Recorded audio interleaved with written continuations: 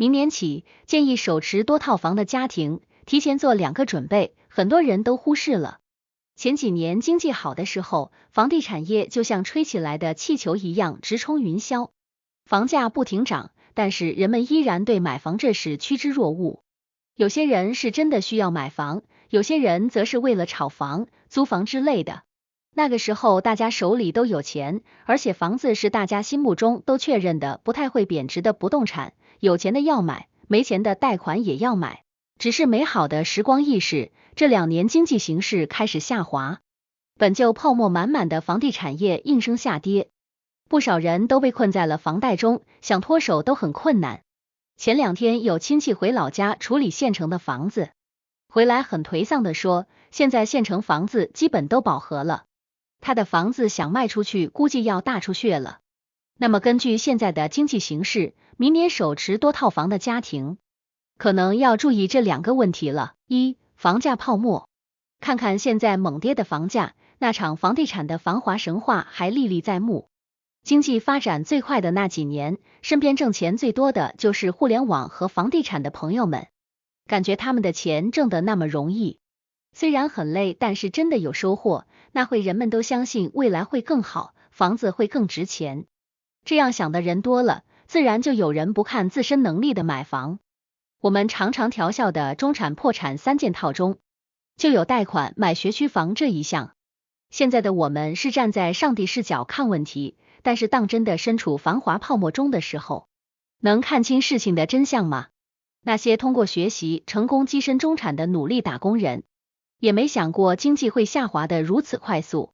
那会整个社会都是热闹的，人们忙着挣钱花钱，满满的都是消费主义的气息，一支雪糕大几十，一杯奶茶大几十，网红美食当道，很多都名不副实，但是依然挡不住人趋之若鹜的尝试。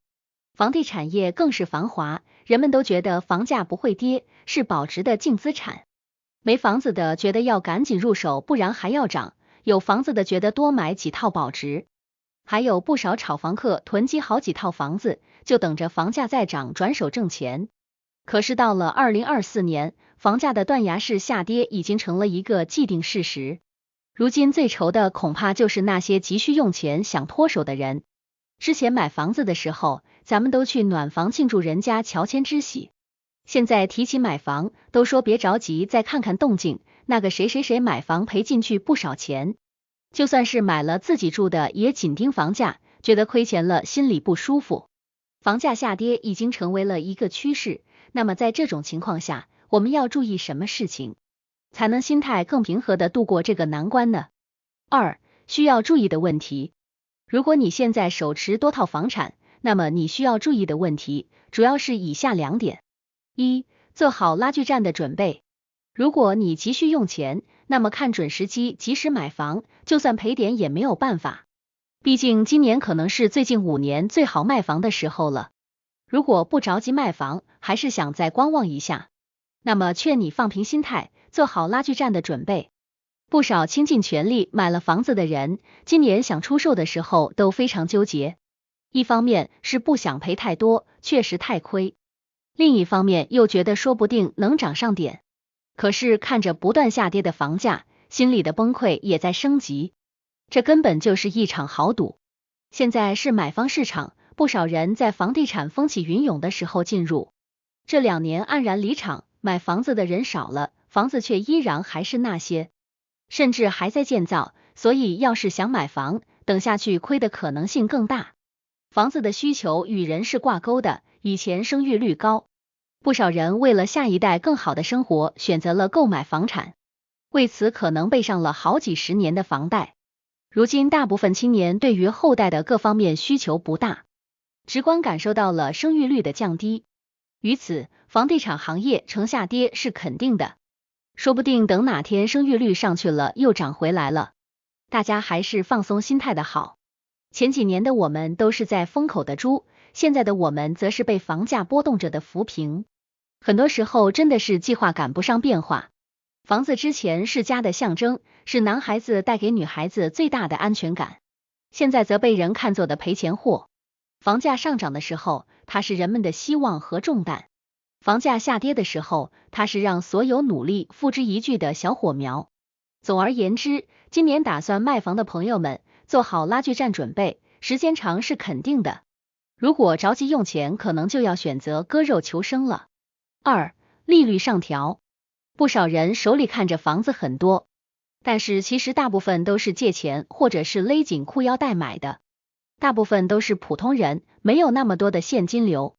现如今房价下跌，银行贷款利率却没有降多少，甚至还有上调的趋势。这样手中持有好几套房子的家庭压力肯定会更大。而且对于房子多的人，银行审核又成了一个问题，出于风控风险考虑，对这类人贷款审核的力度一定会增加，门槛变高，还款压力就增大了。不少地区放开了限购令，这个消息估计会让不少观望者高兴，打算在不同的地方再买房子。不过这个时候利率会不会涨就很难说了。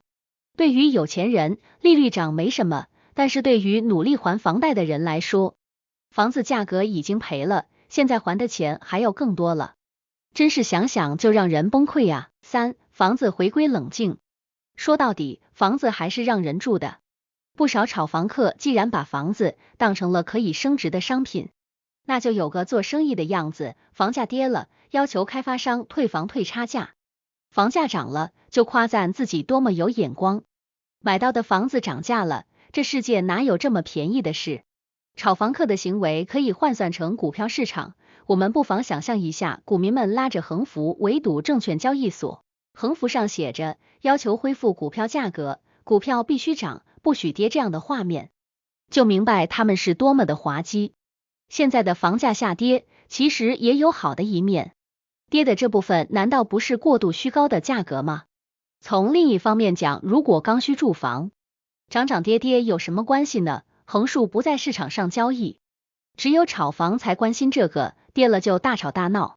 房子的属性发生重大变化，从人们心中的安全阀变成了现在的投资品。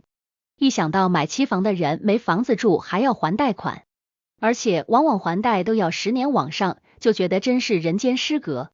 这么大的支出，却连一手交钱一手交货的交易底线都没办法保证。3.85%的烂尾率对应同比例的冤大头，不敢想象他们会面临多大的压力。其实说到底，还是大家收入减少，对于未来的期待没有那么明朗了。2014年毕业生目标薪资与2019年毕业生目标薪资以及毕业生平均薪资基本保持一致。另外5年工作毕业生与刚毕业大学生薪资在这一次疫情的影响下更加接近，所以改开40年以来的收入飞涨的时代过去了。过去父母刚工作时月收入25块，他们退休时月收入6000块，这样的可能性不会在90后年轻人身上复制。普通人很可能出现的情况是，刚工作时月入5000，退休时大概率可能是月入1万吧。什么都不说，就只说一句话，如果钱没有的特别快，交养老保险的各位，你们顶得住吗？今后大多数都要靠养老保险养的各位，你们又怎么打算度过你的晚年？大的趋势就是房子越来越多，5年时间就又盖了够全中国人住的新房子，所以地方在不断的开新区、炒新城区，拿着学校、政府等一众来稳定新房价，但孩子却越生越少。所以呢，有钱要买房没什么错，但真的看看自己钱包，再看看自己孩子，想清楚了，就用心去买一套可以承担得起的。只要坚定信念，你的月供不超过收入的50%，年限在10年内，这样你可以买。只要超过任何一个条件都不应该买。无论是结婚还是孩子上学都不能动摇这种基准，你就不可能被房子套死一辈子。也就是自己根据自己的收入来判断自己应该买的房价才是正确的选择。多留些钱给孩子教育，给自己养老，还有给自己保证收入增长投入些吧。总结，说到底，一定要存钱，不要把钱花在那些所谓的轻奢潮流等一系列的消费主义上，更不要大吃大喝。大部分人年纪大了还没存款，在大城市你是会被比你更有能力又便宜的新生年轻群体的竞争下顶替掉的。那时你该怎么办？也有了心爱的人，但居无定所，双方父母会同意吗？跟另一半去哪？分开吗？一二线买不起就去三四线，还买不起就再往下，总会有你存身之所。否则，你不仅可能供不起房子，还可能供不起爱情，供不起家庭。